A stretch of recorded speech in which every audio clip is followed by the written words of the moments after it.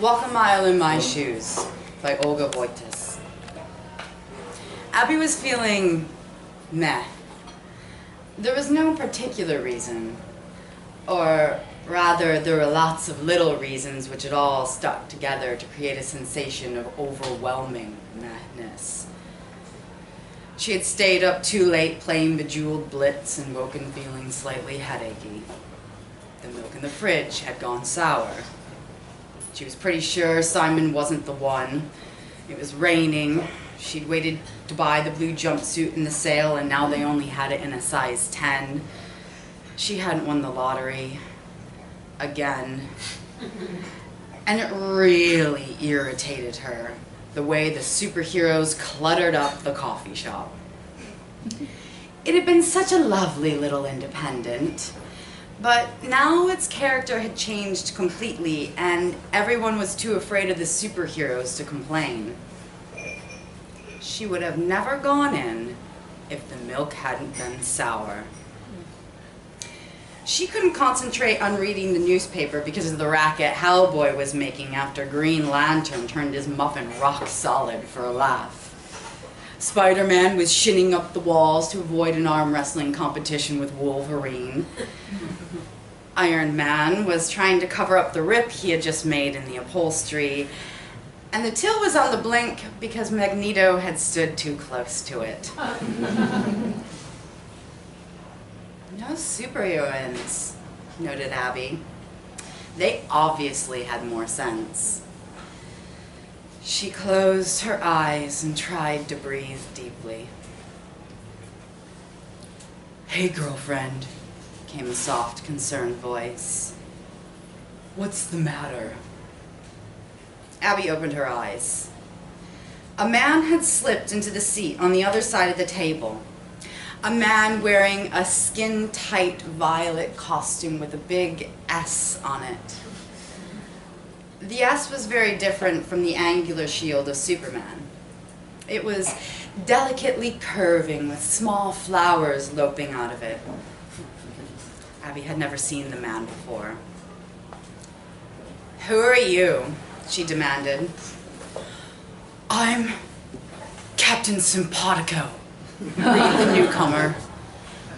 "I feel your pain." "What are you talking about? You have no idea who I am." The stranger gave a gentle smile. "That doesn't matter. I'm a superhero, and that's my superpower. Like I said, I'm Captain Simpatico." "Shouldn't that be Capitano Simpatico?" said Abby acidly. "Oh dear." The superhero leaned across the table and took her hand. "PMS? A lot of women get irritable and irrational when it's their time of the month." Abby pulled her hand away. "No, it's not PMS," she snapped. "Call yourself a superhero? You're a patronizing, chauvinist wanker." He nodded. "I can understand why you say that."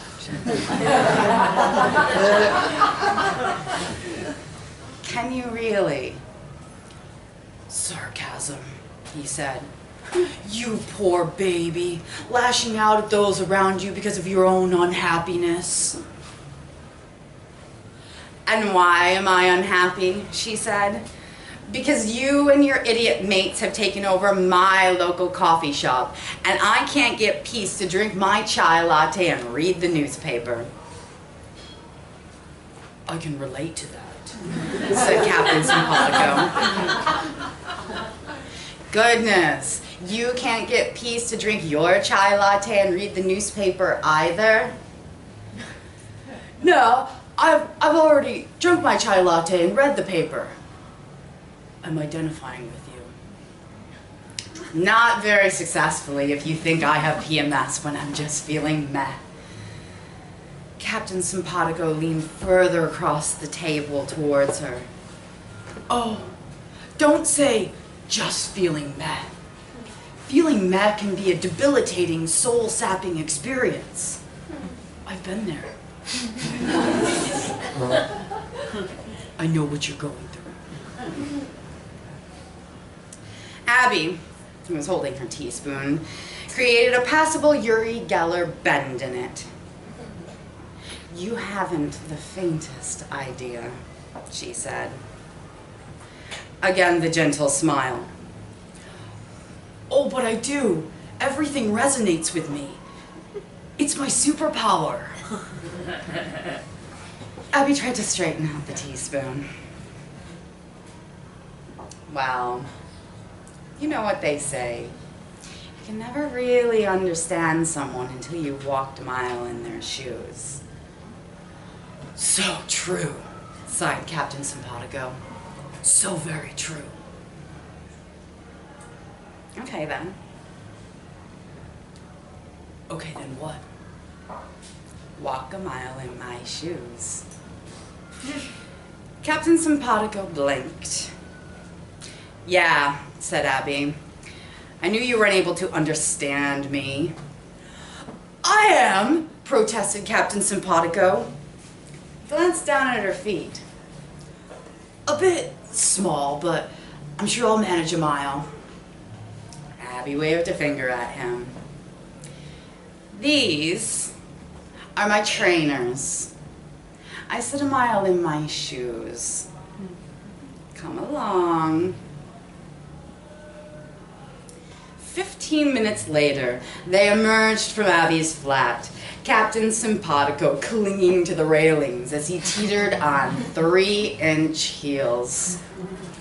"How do you walk in these?" he wailed. "After a mile, you'll know." "Don't you?"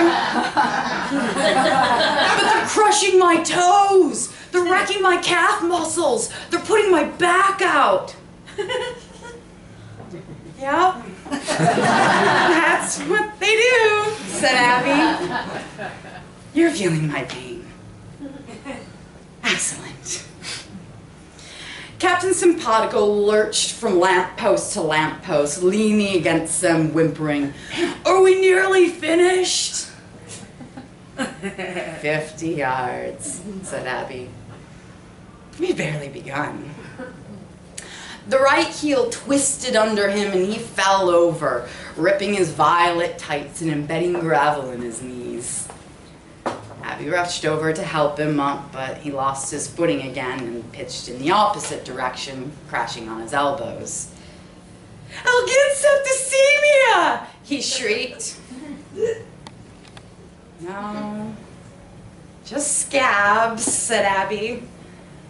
"Keep going. We're nearly at the end of the street."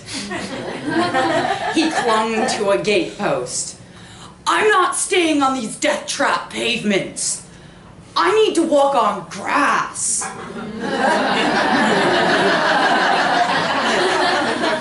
"That's really not going to help," said Abby. "Grass," he insisted.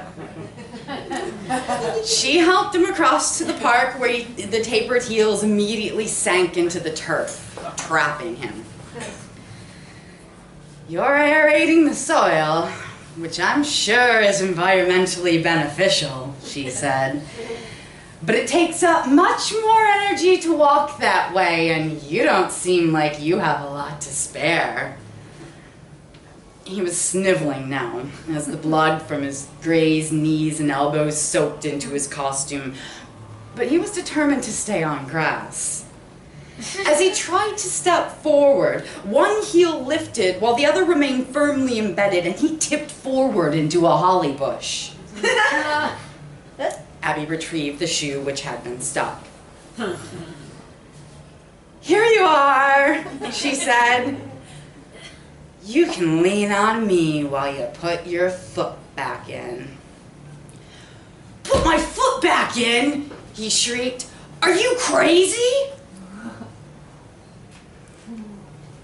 "You don't know whether I'm crazy or not? Are you losing your superpowers?"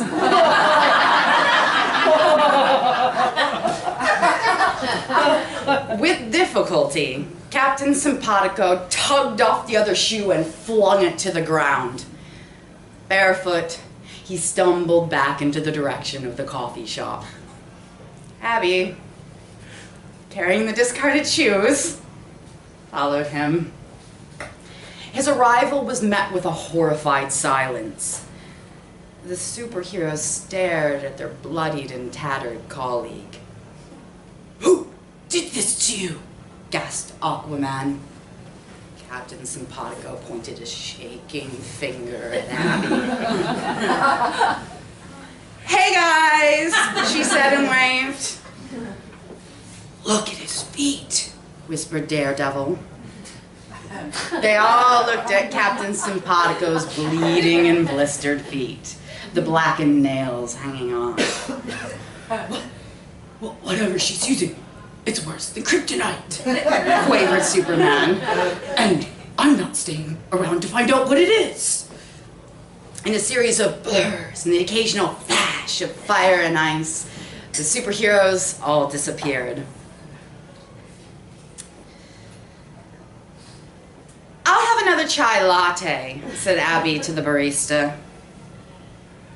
"I'll have a chai latte as well," said a voice from behind her. "Me too. And one for me." Abby turned to see Batgirl, Supergirl, and Wonder Woman. "Nice work," growled Batgirl. "Nice shoes," said Supergirl. "For restoring the ambience of this independent coffee shop," said Wonder Woman, "we are now going to induct you into the League of Superheroines." "But I'm just ordinary," said Abby. "Ordinary, yet deeply fab," said Wonder Woman. And that is how Abby vanquished the mansplaining of Captain Simpatico and became chai latte in a paper, ordinary, yet deeply fab girl.